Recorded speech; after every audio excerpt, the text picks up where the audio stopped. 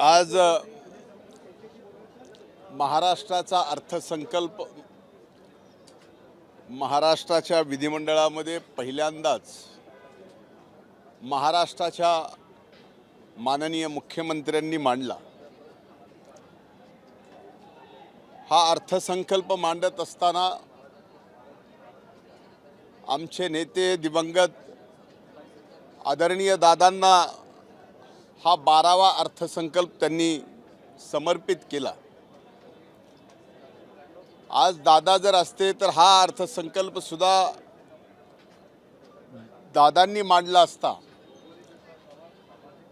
त्याची जाणीवपूर्वक आठवण ठेवून हा अर्थसंकल्प अजितदादा पवार साहेबांना समर्पित केल्याबद्दल महाराष्ट्र सरकारचं आणि आदरणीय मुख्यमंत्र्यांचं मी मनापासून आभार मानतो। खरं तर हा अर्थसंकल्प अगदी थोडक्यात सांगायचा झाला तर 4 सूत्रीय जे आदरणीय मुख्यमंत्र्यांनी अर्थसंकल्पाच्या शेवटी सांगितले, तर शेवटी हा अर्थसंकल्प महाराष्ट्राच्या विकासाचा एक चौकार या 4 सूत्रामुळे या ठिकाणी होणार आहे। आणि या देशात महाराष्ट्र आज सर्व क्षेत्रात आघाडीवर आहे आणि येणाऱ्या काळात सुद्धा वर्षानुवर्ष हा महाराष्ट्र देशात 1 नंबरला असेल आणि जगाचं लक्ष सुद्धा या महाराष्ट्रात सर्व क्षेत्रावर असेल असा हा अर्थसंकल्प दूरदृष्टी ही आदरणीय मुख्यमंत्री महोदयांनी आज अर्थसंकल्पाद्वारे महाराष्ट्राच्या मायबाप जनतेला, देशाला आणि जगाला महाराष्ट्राचं महत्त्व पटवून दिलेलं।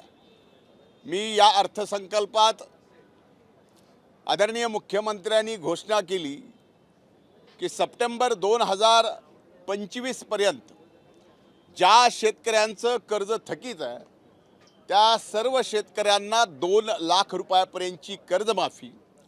हा अशा परिस्थितीत हा आदरणीय मुख्यमंत्र्यांनी आणि महाराष्ट्र सरकारने घेतलेला निर्णय हा म्हणजे खऱ्या अर्थानं आज अडचणीत सापडलेल्या या राज्यातील शेतकऱ्यांना एक फार मोठा दिलासा आहे। याच्यापेक्षा महत्त्वाची गोष्ट आज जी अर्थसंकल्पात शेतकऱ्यांच्या बाबतीत मला दिसून आली ती ही की 12 पिके जी अशी आहेत की ज्याचा भाव बाजारात ती पिकं आल्यानंतर खाली पडतात, त्या भावाच्या बाबतीत ती भाव खाली पडणार नाहीत तर ते भाव वाढलेले असतील अशी भावाची एक साखळी योजना या ठिकाणी आदरणीय मुख्यमंत्र्यांनी महाराष्ट्राच्या शेतकऱ्यांसाठी घोषित केली।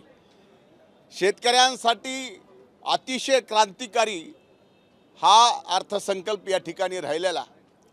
उद्योग क्षेत्रामध्ये महाराष्ट्र आज गुंतवणुकीमध्ये बाहेरच्या 1 नंबरला आहे, पण भविष्यात सुद्धा उद्योगामध्ये परदेशी गुंतवणूक वाढावी आणि इथं सुद्धा उद्योजकांनी पुढे यावं आणि त्यातून या महाराष्ट्रातल्या तरुणाईला फार मोठ्या प्रमाणात रोजगार मिळावा याची सुद्धा तरतूद या अर्थसंकल्पामध्ये या ठिकाणी केलेली आहे।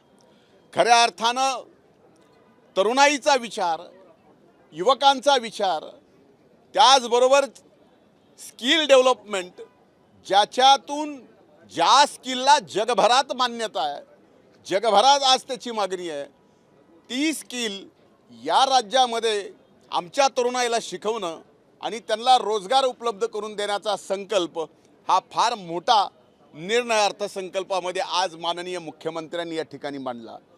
त्याचबरोबर या महाराष्ट्रामध्ये सिंचन क्षमता वाढवण्यासाठी नारपारच्या खोऱ्यातून गोदावरीत पारी 54 TMC पाणी आणण्याच्या संबंधातला निर्णय असो, त्याचा सुधारित मान्यतेचा निर्णय असो किंवा विदर्भातल्या आणि पश्चिम महाराष्ट्रातल्या आणि खानदेशातल्या मोठ्या नद्यांना जोडण्यासंबंधितले निर्णय असो, हे सुद्धा फार मोठ्या प्रमाणात एक शेतकऱ्यांची शेती पाण्याखाली आणण्यासाठी महत्त्वाचं आहे। आणि नुसती घोषणा केली नाही तर त्यासाठी आर्थिक तरतूदसुद्धा या ठिकाणी केलेली आहे. या वर्षी संबंध महाराष्ट्र नाही तर देश क्रांतीबाई सावित्री फुले यांचा 200वा आपण जयंती साजरी करणार आहोत. त्या निमित्तानं सुद्धा फार मोठ्या योजनाही घोषित केल्या आणि त्याचबरोबर स्मारकाचं फार मोठं कामसुद्धा हाती घेण्याचा निर्णय या ठिकाणी राज्य सरकारने घेतला.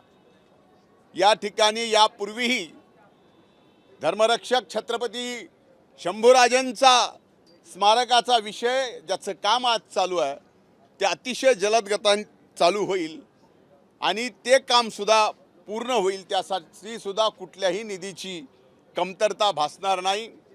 असे अनेक पर्यटनाच्या बाबतीत, पशुसंवर्धनाच्या बाबतीत, पर्यावरणाच्या बाबतीत आणि सगळ्यात महत्त्वाचं शहरी भागाच्या विकासासोबत ग्रामीण भागाचं सुद्धा या ठिकाणी ज्या पद्धतीनं या अर्थसंकल्पात विशेष लक्ष दिले गेलेलं आहे की ज्यामुळं आज 1000 लोकसंख्येच्या गाव हे मुख्य रस्त्याला सिमेंट कॉन्क्रीटच्या रस्त्यांनी जोडल्यानंतर स्वाभाविकच त्या गावातली आर्थिक परिस्थिती आणि तिथली उन्नती, त्या गावातला माल जो काही मोठ्या बाजारात जाण्यासाठी अडचण होती ती अडचण येणाऱ्या काळात दूर होईल आणि ग्रामीण भागाचा आणि त्या रस्त्याचा विकास यातून आपल्याला दिसणार नाही तर त्या गावाचा आणि त्या गावात राहणाऱ्या जनतेचा सुद्धा विकास येणाऱ्या काळात महाराष्ट्रात आपल्याला दिसेल.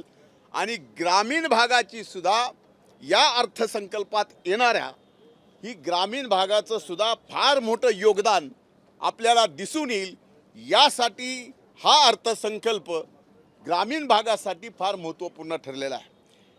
आदरणीय दिवंगत आमचे नेते दादांच्या नावानी अनेक योजना राज्य सरकारने या ठिकाणी करण्याचा निर्णय आज अर्थसंकल्पात घेतला. मी सरकारचे मनापासून आभार मानतो आणि दादांचं भव्य स्मारकसुद्धा या ठिकाणी उभं करण्याचा निर्णय या अर्थसंकल्पामधून महाराष्ट्र सरकारची मनीषा राज्याचे आदरणीय मुख्यमंत्री देवेंद्र फडणवीस साहेबांनी या ठिकाणी दाखवली.